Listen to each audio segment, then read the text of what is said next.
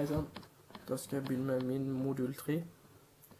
Jeg kan begynne med læringsmålene. Det første kan forklare hva som menes med abstraksjon og modulalisering. Abstraksjon, det når man bryr seg ikke om de detaljene, men om de store linjene i et problem da. Mens modularisering, det å dele opp det store problemet i mindre problemer, og løse de små problemene hver for seg da. Og så det neste, kan bruke debuggeren i BlueJ. Da kan vi først trykke på View, så se debugger. Her debuggeren da. Men vi må sette et stoppunkt inn i den her. For eksempel her. Og så må vi lage et objekt.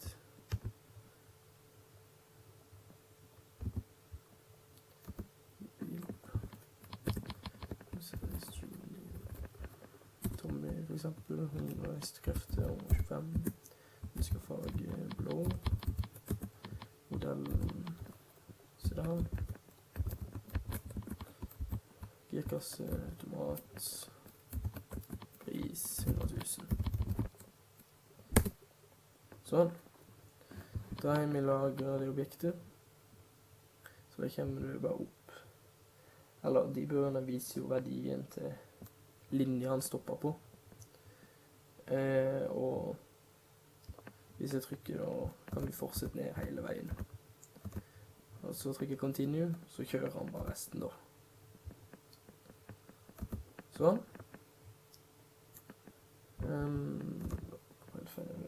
Så det jo, nå kan vi vise PDM-en i denne her, med checkcode.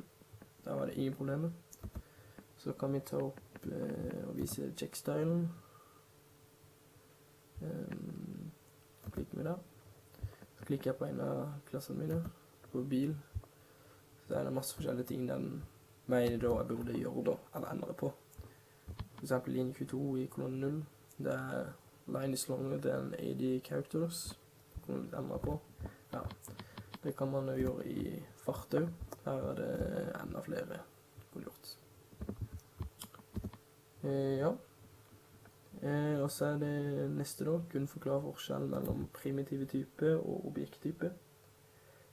Primitive type vil for eksempel være int, boolean og char, de er ingen metode. Mens objekttype, de blir definert etter klasse, som for eksempel string da. Og så neste kan skrive kode som lager nye objekter. Nu ser jeg inn i klassen igjen. Vi for eksempel denne her da. Forbrem så er lik ny fart. Nye objekter nå, og så er bare 60, det er bare at jeg stater farten.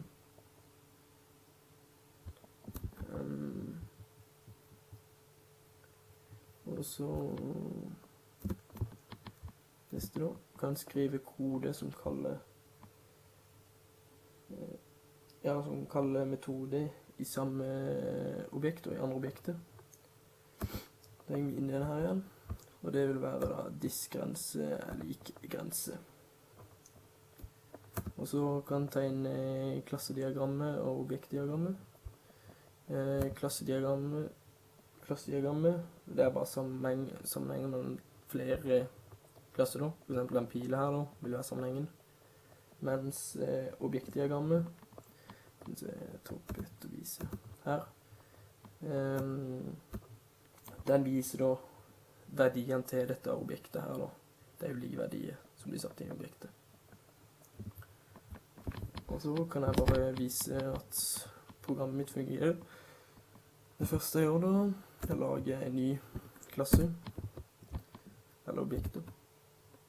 Da skal jeg for eksempel navnet mitt, ja, under farge rød. Så der har den igjen for eksempel girkasse, manuell, pris 80 000. Så den har laget et objekt. Og med det at jeg allerede statet farten min til 60, så skal jeg vise da at mine ulike metoder funker da. Så jeg tar på en kvittering først. Det er farten på bilen 60 km. Så trykker jeg for eksempel hardbrems. Og så tar vi opp bremskvitteringen. Da er farten på bilen 40. Samme kan jeg gjøre med middels. Og så får bremskvitteringen på nytt. Der er bilen på farten 25. Jeg kan jo bruke fullt stopp. Og da er farten på bilen 0 km. Ja, det var det, og takk for meg.